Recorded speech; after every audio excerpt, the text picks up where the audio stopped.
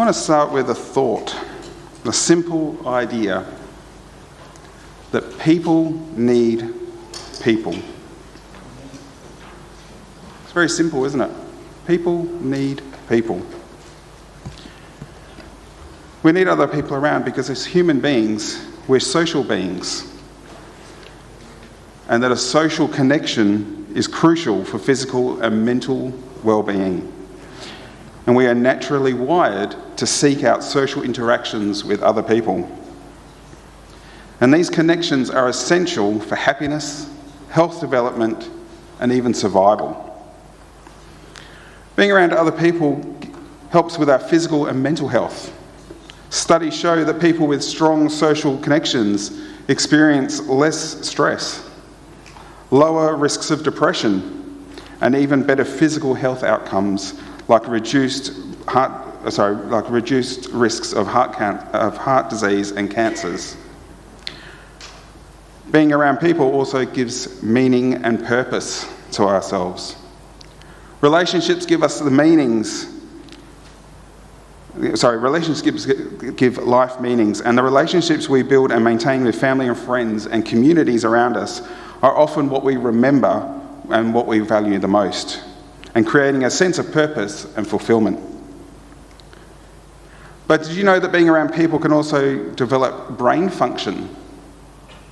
Social interaction is vital for brain development and the release of chemicals that help us feel good and to bond with others. It also gives us supportive growth. Having supportive people in our lives help us navigate challenges and changes and make us feel good about ourselves. But it also gives us a sense of belonging. Each of us have a fundamental need of belonging to a group. And this sense of belonging is important to our physical needs like food and shelter. But it also gives us improved decision-making skills. Having other people rely on us for support and guidance and to help make us better decision makers and to help us achieve goals. But the best thing of having other people around, and Brianna may disagree with me on this one, is it gives us joy and connection. Brianna doesn't know I'm going to do this, but Brianna's a very introverted person, and she won't like me saying this, and like me, she struggles having people around her sometimes, and you just need that space out. But having people around you gives you that joy and connection. It gives us that social interaction that we need, whether it's with family and friends or even strangers. But they can help bring us joy and laughter and a sense of connection with other people, ultimately enriching our lives.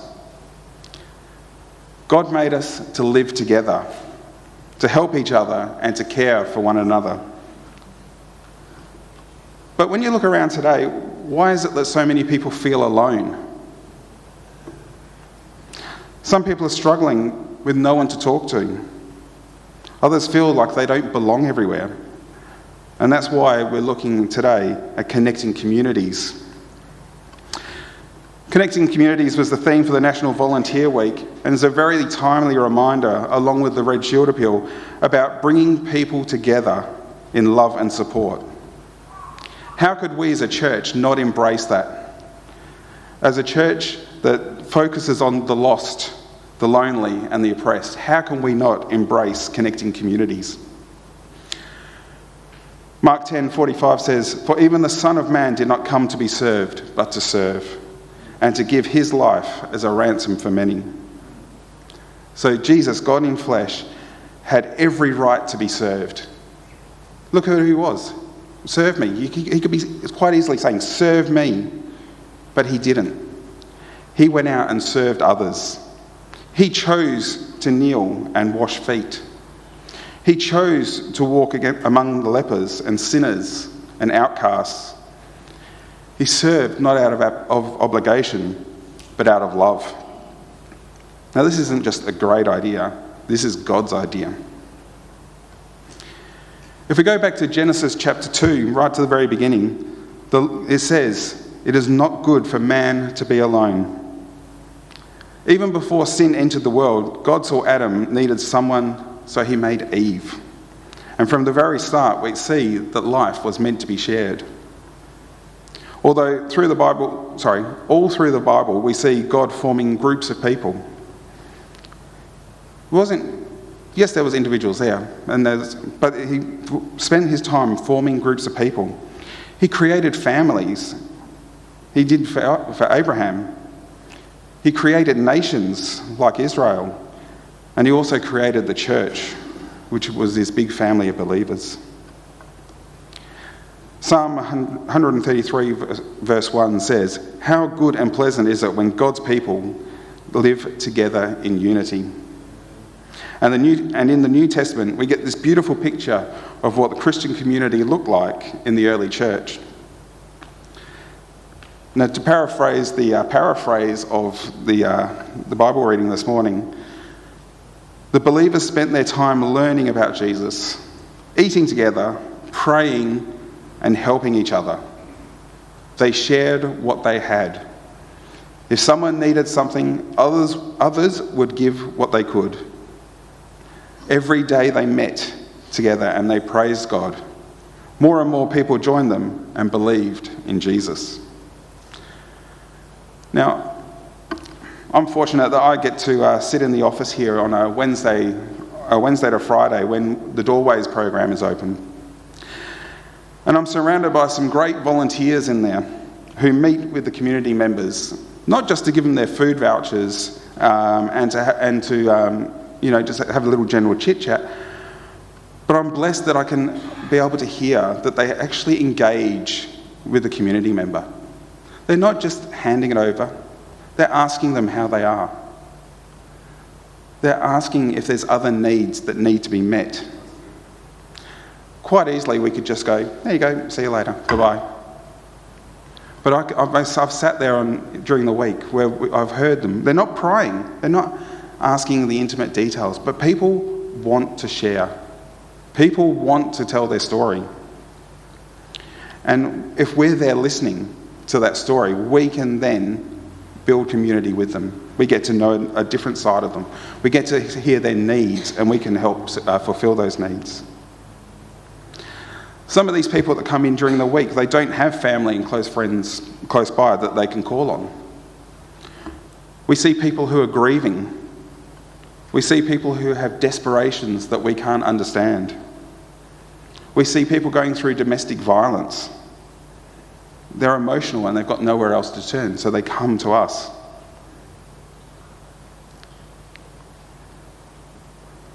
All through school, since I left school, let me go back one step further. Through school, I was always aware of people. And when I left school, I did an aged care traineeship. And part of that was on disability care. And it was told to us then, it's not a disabled person, it's a person with a disability. The people always come first. And since that training that I had, which I haven't continued with, but the people have always come first. You don't look at the need first, you look at the person. Now, our volunteers build a community for these people. We don't know the outcomes of of their situations, but we can be Jesus to them in that moment. A simple word of support or a referral to somebody else that can help them when we can't is sometimes all that is needed. We're also blessed to have a gentleman that comes in very randomly, but he does come in. And he'll come in just to hand over a donation to the Doorways program. I wasn't sure why, but I checked with Alison because I'd seen him come in a couple of times, and I found out that it's because his grandfather had connections with the Salvation Army during the war. And what the Salvation Army did for him then, he felt called to give to us now so that we can help others in that same way. He gave freely and generously, but he didn't want to be recognised. He doesn't want us to write his name down, to be able to recognise him in any way, and that's fine. I love that. But without these people helping us, we can't help other people. That's what true community looks like. People connected through love, through kindness, and through faith. But why is it so hard to find community today? There's a lot of reasons, and some of them, loneliness. People are lonely. They don't have anyone, so they don't feel that they can go out to meet anyone. That's a big one. You think about it. You go to a party. Oh, I'm not going to go because I don't know someone. I don't know anyone there. So you stay home. You build inwards. That's not good. Division is another reason why people don't go out and build community. Whether it's race, money or culture, or other people's opinions even. What about poverty?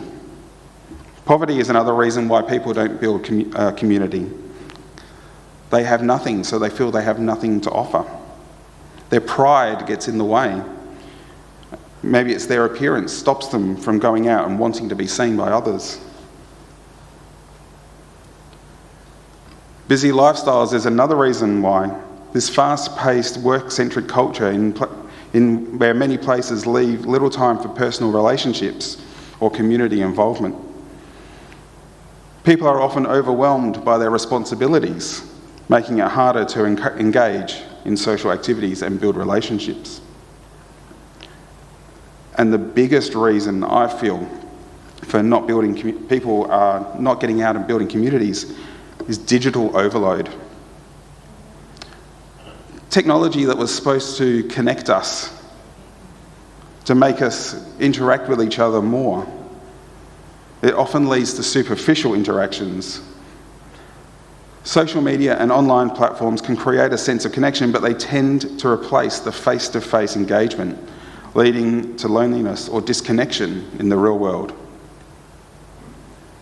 Finding or building community in today's world often requires more intentionality, looking beyond those digital platforms, getting off of Facebook.